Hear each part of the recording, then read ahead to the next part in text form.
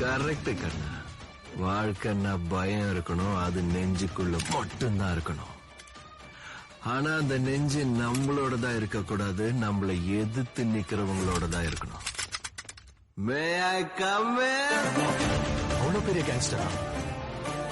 கேங்க கூட்டிட்டு வரவன் கேங்ஸ்டர், ஒத்தையா வரவன் மான்ஸ்டர்.